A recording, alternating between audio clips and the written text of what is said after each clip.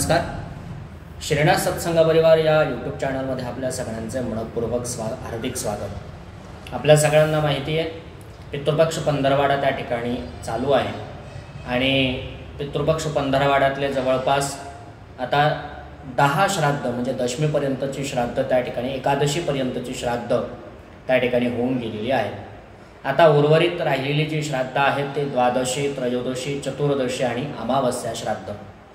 तर आपल्या संस्कृतीच्या अनुसार आपल्या पूर्वजांच्या प्रीत्यर्थ त्यांच्याविषयी आपल्या अंतःकरणामध्ये पितृऋण आपल्यावर आहे असा भाव ठेवून ह्या संपूर्ण वर्षामध्ये भाद्रपद वद्यामध्ये त्या ठिकाणी महालय श्राद्ध करण्याची पद्धती आपल्याकडे त्या ठिकाणी आहे.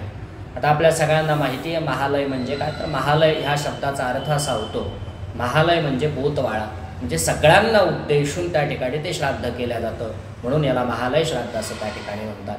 आणि म्हणून हा पितरांचा त्या ठिकाणी पितरांची कृपा संपादित करण्याकरता हा उत्तम कालावधी 15 दिवस उत्तम त्या ठिकाणी सांगितलेले आपल्याला शास्त्रानं आहे.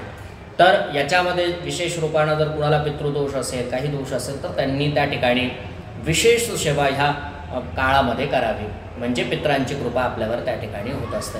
विशेष म्हणजे काय, तर सगळ्यात महत्त्वाचं म्हणजे ज्या तिथीला आपल्या घरामध्ये आपले वडील वारलेले असतील किंवा आजोबा असतील, पणजोबा असतील, ज्यांचे काही श्राद्ध असेल तर त्या तिथीला ते श्राद्ध करावं. त्याचबरोबर तर्पण नावाचा विधी करावा. तर्पणाबरोबर त्या ठिकाणी जर पिंडदान करणं शक्य असेल तर पिंडदान नावाचा विधी करावा.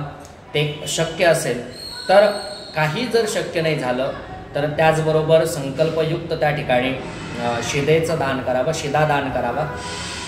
ते जरी नाही जमलं तर जे यथाशक्ती जे अनुकल्प आपल्याकडे शास्त्रानं सांगितलेले आहे की बाबा श्राद्ध करायला जर अनेक अडचणी निर्माण होत असतील, पण जर अडचणी निर्माण होत असतील आणि श्राद्ध करायला जमत नसेल तर आपण याच्यातला चट्टश्राद्ध असेल, हिरण्य श्राद्ध असेल, म्हणजे यथाशक्ती दक्षिणा देऊन, यथाशक्ती शिदा देऊन आपण त्या श्राद्धाची परिपूर्णता त्या ठिकाणी करून घेऊ शकतो. तर आपण आपल्या पूर्वजांच्या प्रीत्यर्थ त्या ऋणातून आपण कधीही मुक्त होत नाही आणि आपण त्यांच्याविषयी कृतज्ञच असलो पाहिजे, म्हणून आपण ही श्राद्धाती कर्म केली पाहिजे. आणि त्याचबरोबर आता ही मासिक श्राद्ध त्या ठिकाणी होऊन गेली. आता पण बऱ्याच वेळेला कोणाला जर प्रतिपदा श्राद्ध करायला जमलं नसेल, द्वितीयेचं जमलं नसेल, जी तिथी असेल ती होऊन गेली, मग आता कधी श्राद्ध करावं तर आपल्याला माहिती आहे तर द्वादशी तिथीच्या दिवशी श्राद्ध करावं. आणि द्वादशीला जर अडचण असेल तर सगळ्यात महत्त्वाची तिथी म्हणजे अमावस्या तिथी. सर्व पित्री अमावस्या म्हणजे आपल्याला जे राहिलेले जे काही आपली श्राद्ध आहेत ती सगळी श्राद्ध आपण सर्व पित्री अमावस्येच्या दिवशी त्या ठिकाणी ती श्राद्ध करावी, म्हणजे आपले पित्र त्या ठिकाणी संतुष्ट होत असतात. आणि अशा वेळेला त्या ठिकाणी सर्व पित्री अमावस्या, द्वादशी त्या ठिकाणी तर्पण त्या ठिकाणी करावं. तर तिळतर्पण कसं करावं, जर गुरुजी मिळाले तर गुरुजीकडून करावं, नाही मिळाले तर साधं काळे तीळ हातामध्ये घ्यावे आणि काळे तीळ हातामध्ये घेऊन पितृतीर्थ म्हणजे अंगठ्याजवळचा जो भाग आहे त्या अंगठ्याजवळच्या भागाने असा अंगठा दक्षिण दिशेकडे तोंड करून अंगठ्याच्या दिशेनं तीळ हातामध्ये घेऊन त्याच्यावर पाणी सोडायचं आहे. आणि पाणी सोडून आपल्या वडील, आजोबा, पणजोबा जे जे काही आपले पित्र वारलेले आहेत त्यांच्या नावानं त्या ठिकाणी मी जल अर्पण करतो असं साधं त्या ठिकाणी म्हणून ते जल अर्पण त्यांना अंजली दान त्या ठिकाणी करायचं आहे. तर अशा पद्धतीनं आपण त्या ठिकाणी तर्पण विधी करू शकतो. त्याचबरोबर शास्त्रानं सांगितलं पितृस्तुती आहे, पितृस्तुतीचा पाठ तुम्ही त्या ठिकाणी करू शकता. बाह्य शांती सुक्त आहे त्याचाही पाठ तुम्ही त्या ठिकाणी करू शकता. आणि आज सहज हे सगळं यूट्यूबवर उपलब्ध आहे. तुम्ही जर पितृस्तुती, बाह्य शांती सुक्त हे जे स्तोत्र जर सर्च केलं तर तुम्हाला ते नक्की त्या ठिकाणी सापडतील. ते सुद्धा श्रवण करा आणि म्हणता येत असेल तर म्हणा, म्हणजे आपल्याला सुद्धा पित्रांची त्या ठिकाणी आपल्यावर अखंडित कृपा आपल्याला ती संपादित करता येईल. म्हणून ह्या अमावस्येला नक्की त्या ठिकाणी आपल्या पित्रांच्या प्रीत्यर्थ शिदा, हिरण्य जे काही यथाशक्ती दान करता येईल ते त्याचं दान करा. त्याचबरोबर तर्पण करता येईल तर्पण करा.